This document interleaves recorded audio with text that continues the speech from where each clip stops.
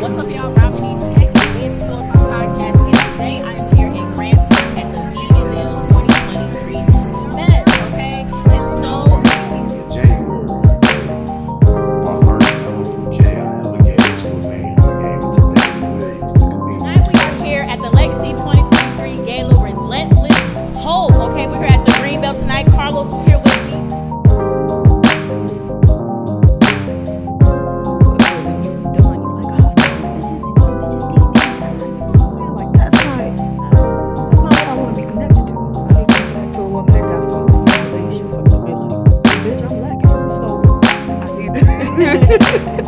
I need you to come with it.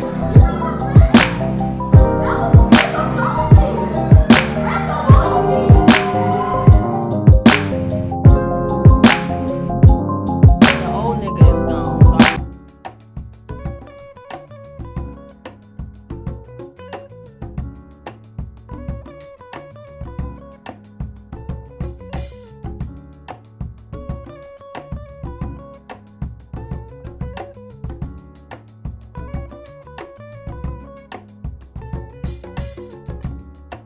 So Don't let it go to your head.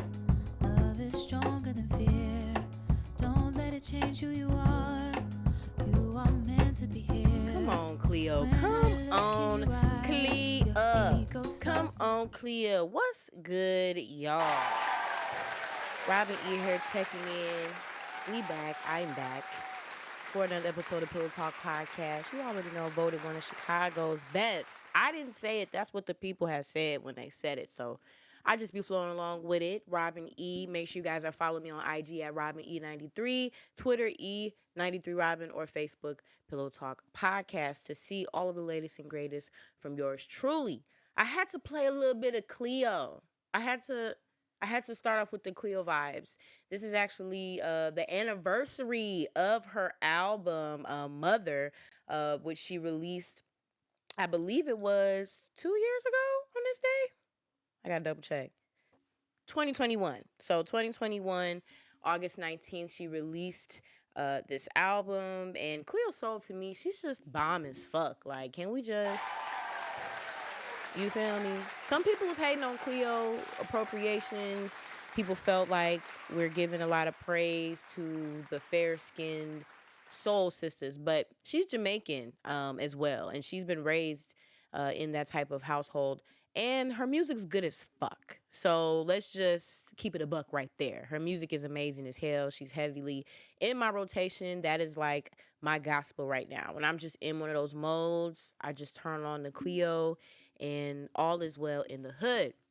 Gotta give a shout out to Eric, the Galleria live from the living room. Eric, okay, he did his thing. I believe this was the second one that he did. Last year, I had the pleasure of being a part of it, just interviewing him, a little intermission, you know what I'm saying? But it was really dope. It was some amazing artists in the building that really just displayed some beautiful art.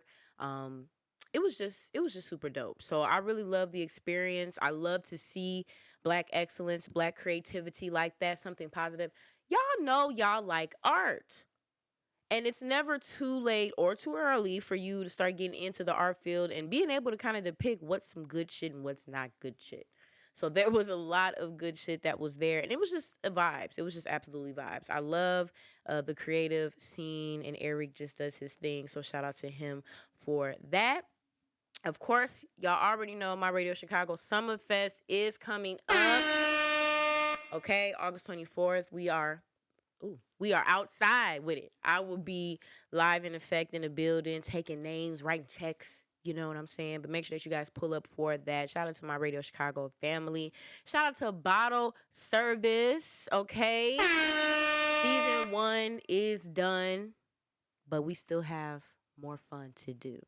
Okay, Season 2 will be dropping soon. But in the meantime, make sure you guys check it out.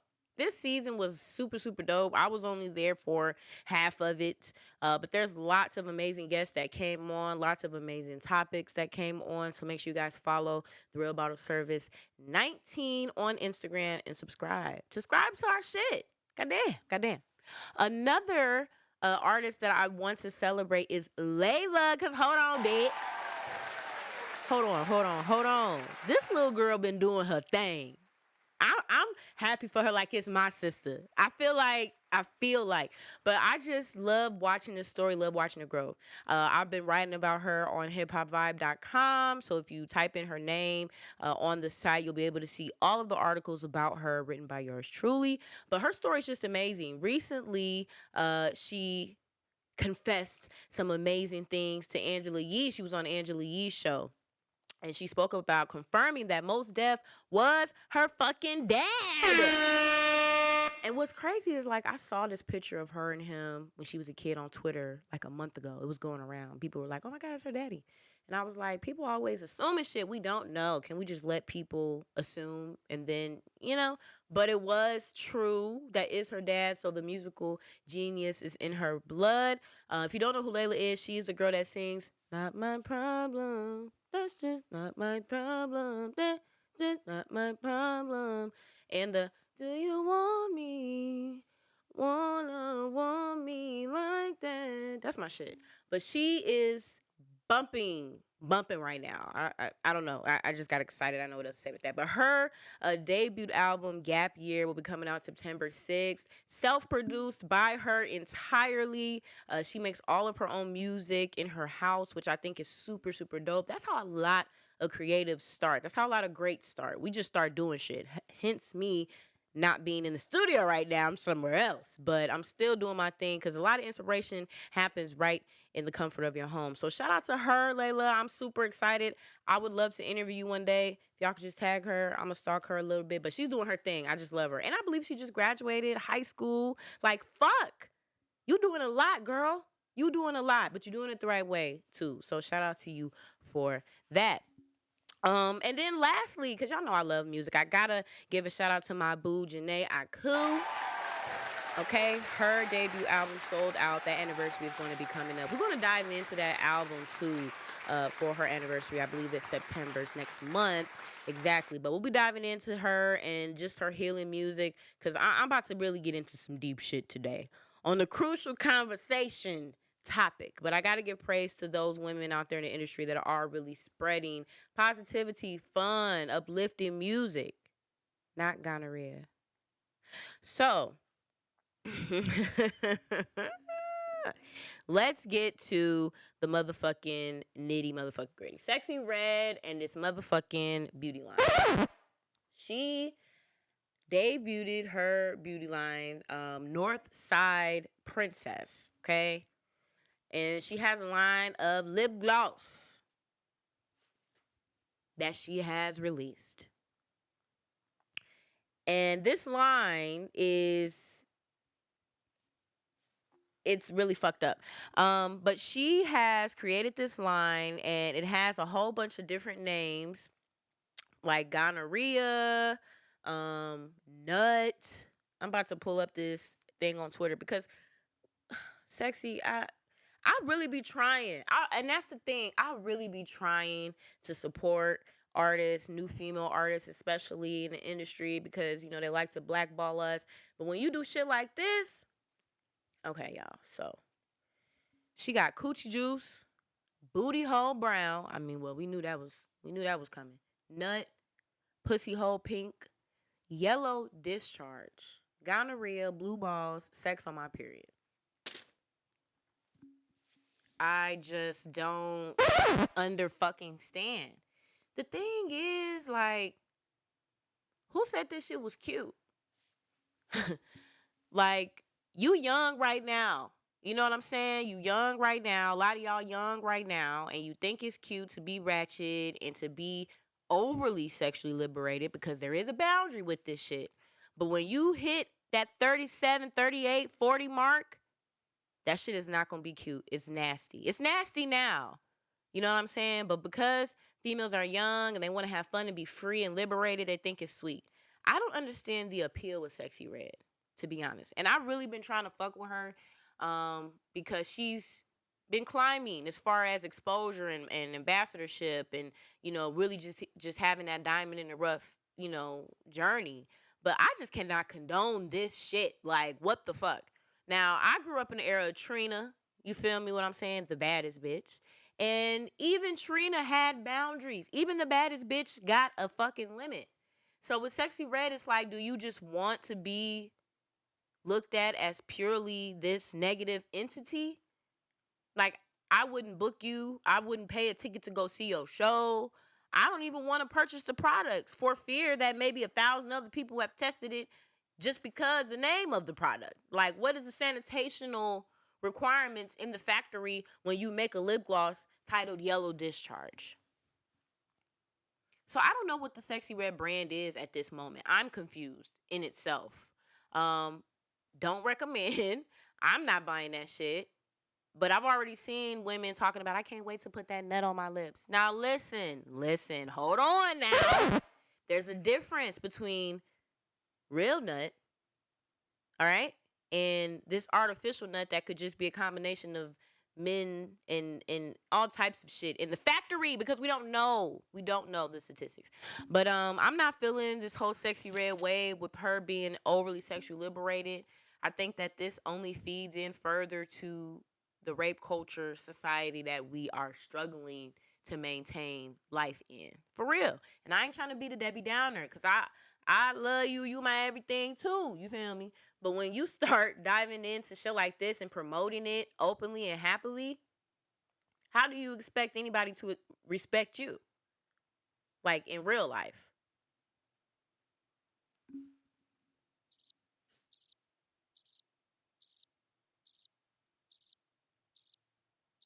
I just don't see that shit fucking happening, to be honest. So if anybody tries that out, let me know. But I just feel like your lips gonna be burning. You gonna have a rash. Something ain't gonna be right. There is nothing in the world that would possess me to put something named gonorrhea on my motherfucking lips. You're nasty as fuck. And another thing, since we on Sexyy Red, why is Queen Key here while Sexyy Red keep climbing up here? Queen Key had us all talking about eat my pussy, for the longest, going hard with it, you feel me? Definitely big buzz around the Chicagoland area, underground area. She's met with, Cardi B and Nicki Minaj. She's done some things. But for some reason she's not in that realm of female rap, even though her lyrics are less provocative than this shit that Sexyy Red is fucking doing. Queen Key right now is kind of going through the realities of life and motherhood. She recently posted about how she wasn't getting any support from her baby daddy, 600 Breezy, and how she had to pay like $25,000 a year for her child support. Well, for her child care, for her triplets. But it's like, why isn't she getting the support that Sexyy Red is getting? And I really don't understand that. I think that Queen Key lyrically is better than Sexyy Red, to be honest. I think she has a better flow. But I think there's limits with Queen Key too. There's just certain shit she like, fuck that, I'm not doing. But it's just interesting to see the dynamic right now of female rap, because we see certain women get ahead for doing the same thing or something a little bit worse that those before them were doing. I was watching an interview with Deb, who was Nicki Minaj's previous manager, and she has this new rap show, I believe, that's on Netflix, where she's trying to train female rappers and trying to get them ready to be in the industry and really be a star. And she speaks a lot just about how you're more than your pussy. You're more than your pussy. You're more than your booty hole. You're more than your gag reflex, right? And I agree wholeheartedly. There was a certain essence with it. There was a certain slick way that you could talk about your pussy getting ate, or you could talk about a nigga being a victim to your pussy and talk about how much of a boss bitch you are. But all this other shit, sleeping around and, I don't care. I'm going to take it how I can get it. And I just want some dick. I'm looking for the hoes. I'm ready to share the dick. It's not giving boss. It's not giving boss bitch. It's giving desperate. It's giving I'll take what I can get. It's giving if you like it, I guess I'll love it. Like, what's really going on? And I really fuck with that, because I just see a slow decline in the standard of what a female rapper is. Now, Lotto dropped And I fuck with Lotto. I believe there was a discussion as well that was trending saying that Lotto was better than Nicki Minaj, which is definitely cap. No shade at all to Lotto. Nicki is really that bitch. As far as lyricism, I think Nicki still is one of the best female rappers to come out in a long ass time. But with Lotto, even with her, she have boundaries. She ain't talking about her pussy and her booty hole in every fucking song. Lotto talking about money. She talking about boss shit. She's talking about how much of a boss she is and how your nigga is one of her workers. That's the type of energy we need to be talking about as women. Because, baby, how many times you gonna talk about your pussy? It's getting stretched out at this point. You're stretching it out yourself by talking about how good it is. Like, we get it. We get it at this point. We get it. We get it. So, I don't know. I'm trying to be more of an advocate for female rap, which is crazy. But just because I'm a female does not mean that I love female rap. Y'all might want to tussle. I just haven't been fucking with it heavy like that. Maya the Don, I fuck with her. Like, to me, lyrically, flow-wise, Cantor, I think that she's fire as fuck. But I'm definitely not fucking with Ice Spice. I haven't fucked with a lot of new female rappers in a while. But I do think that right now is a great opportunity for the female rappers as they're coming up to really hone in on the type of shit you want to talk about. Because, baby, everybody got a pink pussy at the end of the day. I'm just saying. Now, on a heavier note, this is something that I was kind of hesitant to bring up, but it's a crucial conversation that we got to fucking talk about. Like, what the fuck? Academics, first off, he gets on my fucking nerves because all he do is scream and yell and accuse people. And he one of those people that get money and still look poor and dirty. Like, you getting money, but you look unhealthy as hell for some reason. Like, it's not linking up. But recently he was charged. Well, in 2022, he was charged with rape and, well, he was sued for rape and defamation. I apologize. And this has been an ongoing situation. The accuser has been very prominent about what happened. Academics has been in a lot of rape cases, a lot of rape situations, a lot of sexual harassment situations. So now the court filings have been released. There's been some footage of the actual assault that's been floating around on Twitter, and people are like, yeah, throw that nigga under the jail. I don't understand the dynamic with rape and men in power consistently feeling the need to take power from somebody else like that. Somebody gonna fuck you. Somebody's gonna go for you. But the fact that you need to take it, it says a lot about the type of nigga that you are. I believe he did that shit. I still remember the other video of the woman who was like screaming in the background while she was being assaulted, and he was like turning up the music. I don't understand how he's still walking free anyway. But for somebody that's always in somebody else's shit, you got a lot of nerve, academics, for doing some shit like this, because you stay talking shit about somebody else. You stay in other people's business, but this is the type of shit you doing. Hollywood is weird. Like, everything about it is weird. Rape culture is weird. The interactions are weird. The friendships are weird. Nothing seems real. Nonetheless, rape is never acceptable in any term. And I do hope that justice is served. A lot of people felt like this was a money grab. What money do academics got? I don't know. But I'll be continuing to kind of follow that just to kind of see how it plays out. Because, again, even though we're seeing a lot of accusations, I haven't seen anything stick. There's been no charges that have stuck as far as jail time, as far as like court proceedings. So continue to follow that story, because best believe when some mess pop off, he's the first one to go in about that. So we need to make sure that we go in about this too. But on another note, rapper YG is doing some really, really amazing things. And I just love seeing that type of unity. I think we need more of that type of unity in real life.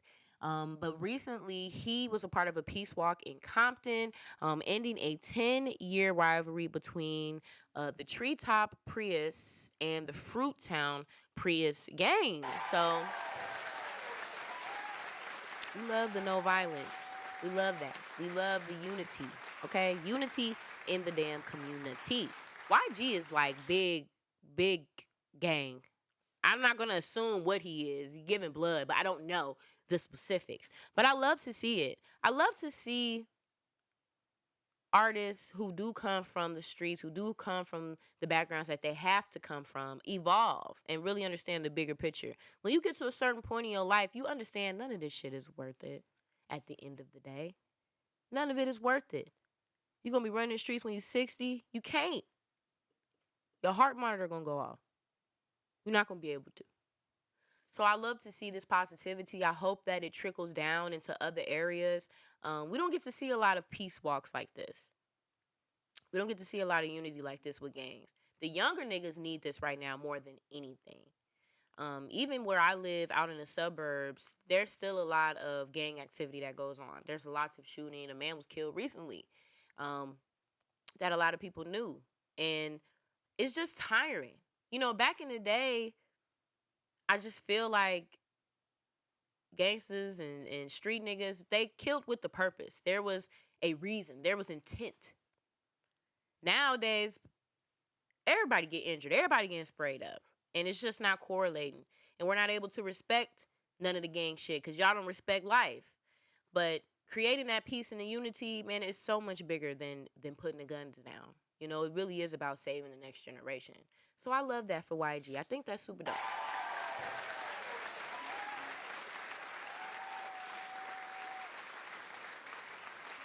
Super dope.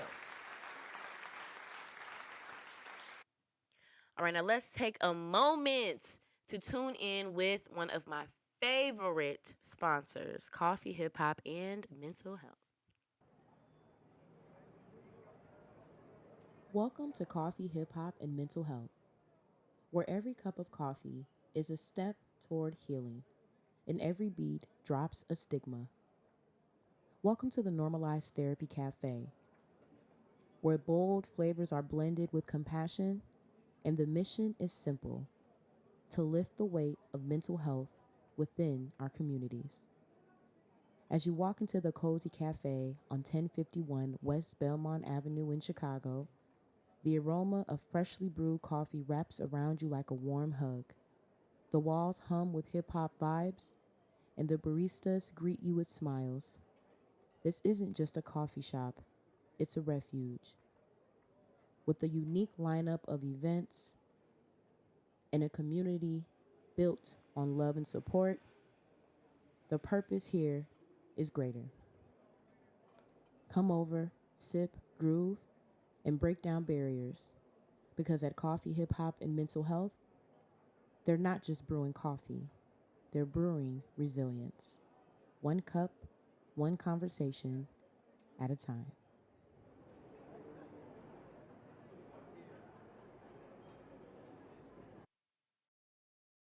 I gotta give a shout out to Coffee, Hip Hop, and Mental Health, okay?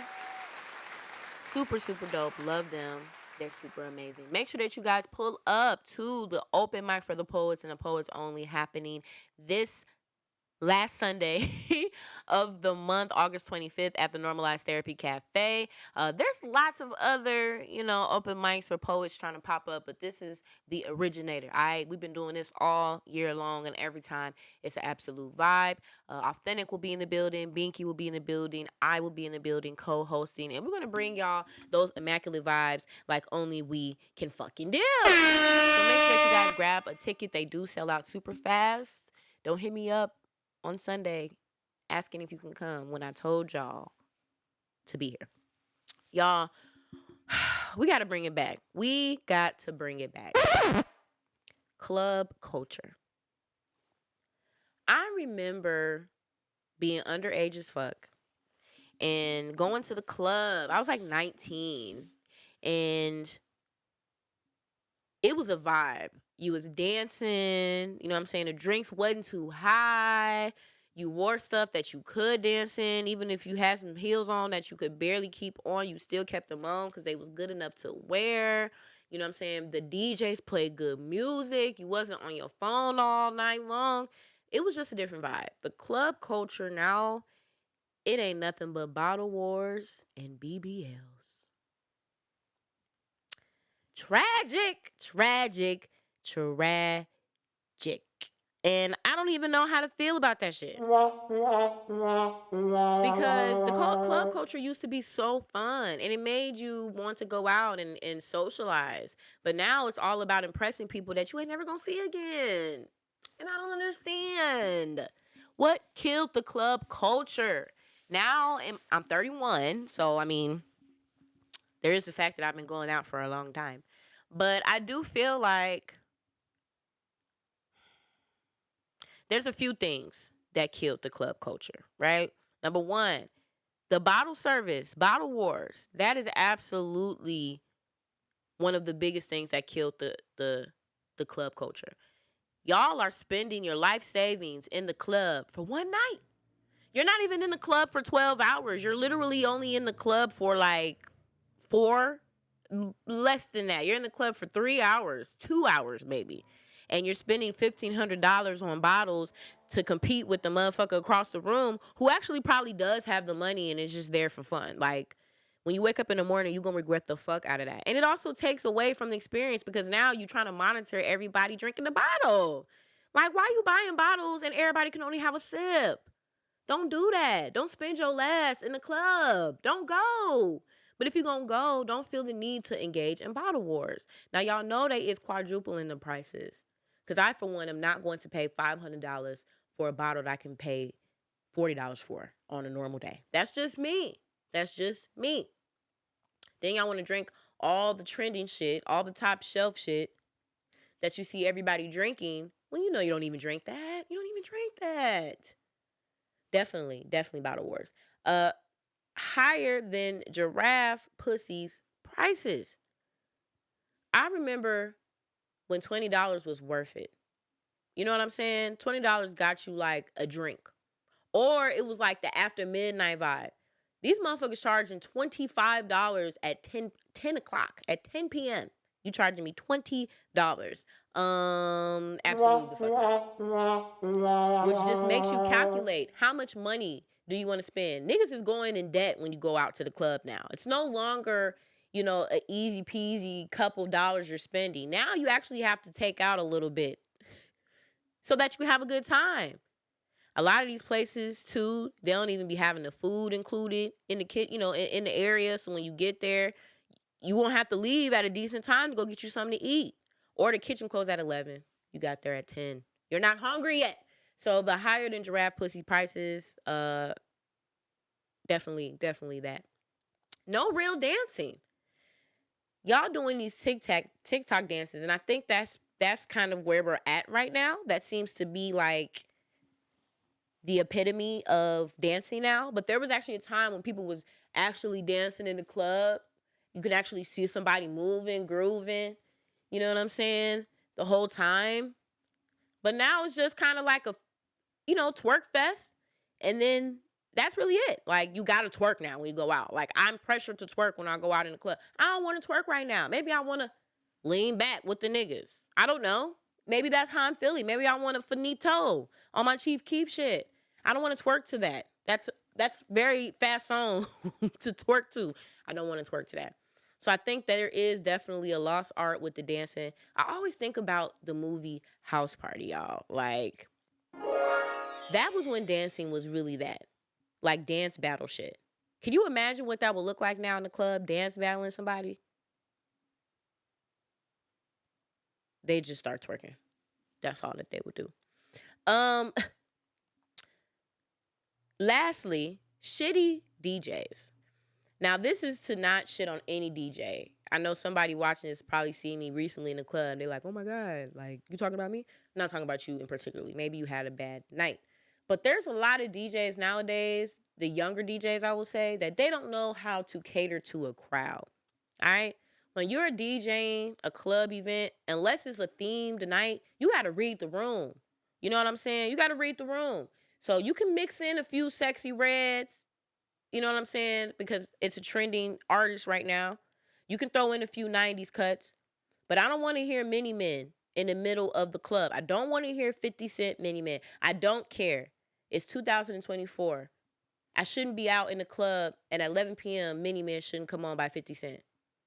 Wish death upon me, Lord, I don't cry no more. I don't want to hear that in the club. Period. So a lot of DJs rely too hard on their shuffle mix. You know what I'm saying? A lot of y'all just go and get a playlist off of Apple and let it do what it got to do and press a button. That's not DJing. I can do that. We all do that on our own. I'm talking about blending a song together that sounds good, a transition. How you gonna take us from the R&B to the rap, to the pop, to the slow jam, to the gospel? God damn it! But at the end of the night, if the mix is right, I ain't got no problem leaving out to some Kirk if it was mixed in there right. But I think DJs nowadays, they lazy. They don't even care to cater to the audience and see how people are vibing out to the music. They just want to get their shit off and be able to play their little tag 11 times in the mix. DJ. Like, we know who it is. Play the fucking song. So I do think those things really helped kill the club culture. Right now, if you had to pick a club song, what would that be? What's the one song that you hear right now? You're like, oh, shit. It's probably Sexyy Red, I guess. For me, still to this day, Waka Flocka No Hands is still one of the best club songs ever. Every time that shit drop, it's just like a wave of emotion that comes through the club. You know what I'm saying? It's just like Back That Ass Up. That's still a club banger. All you gotta do is play that song. All you gotta do is play 10 seconds of it. Everybody gonna stop and wait for the rest of the song. Everybody gonna stop what they're doing and look at you. Drop that shit. So, hint to all the artists out there. Can y'all make us another club banger like No Hands that we can talk about 10, 15 years from now?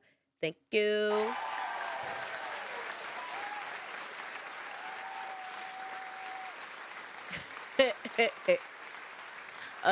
Lastly, hate to be you.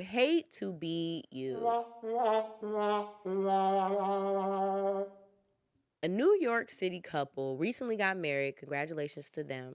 And they charged their guests $333 to attend the wedding so that they could cut down on costs.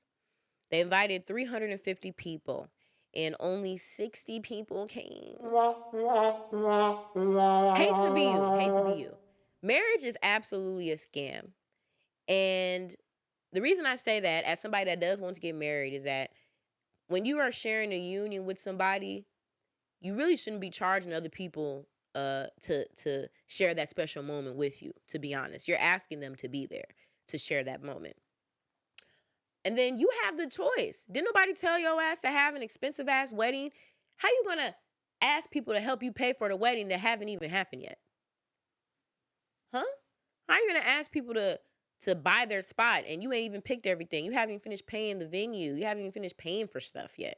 So I do think that if they was going to do that, you know what I'm saying, the least they could have did was like, can you offer a donation? As a present gift, as a wedding gift, we are asking for donations at the wedding type of thing. But you can't ask somebody to pay for something before the damn event even happens. And then it's a wedding.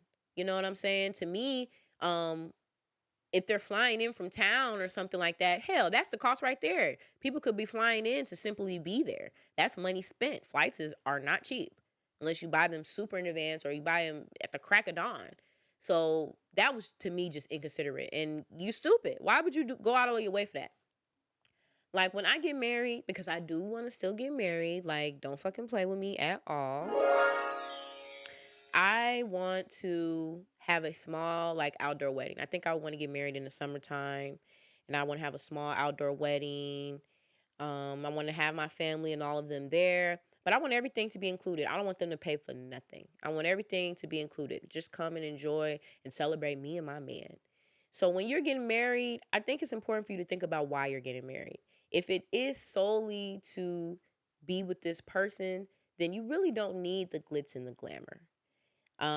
If you do need the glitz and the glamour because you feel that solidifies the marriage, you have to come to a compromise. Especially if you ain't the one paying for nothing. Or if you just don't have the money. Like, be realistic. So I do think this is an early sign that this marriage might not last because clearly they're financially irresponsible as fuck. Lastly, highly recommended. Okay, make sure you guys subscribe. I do have a new highly recommended episode that will be dropping later this week. We're talking about the Black Rat Pack, because don't play with Morris Chestnut. He been fine, still fine, gonna always be fine. Then we got A Different World reboot. We're going to be starting a new generation that is supposed to be coming out, where we follow Whitley and Dwayne's daughter. Now, y'all know how I feel about remakes, but we're going to dive into that a little bit. And then I want to give y'all some tips on seasonal depression. The seasons are changing. If you did not have a good summer, I just want you to know it's over. All right? Now it's time for you to start strategizing and planning how you're going to make it through the winter and fall. For those that don't have seasonal depression, kudos to you. But there are a lot of people, including myself, that kind of go through that from time to time. So I do want to take a moment to just dive into a few things that you can do to make sure that you keep your head above water. All right? Absolutely.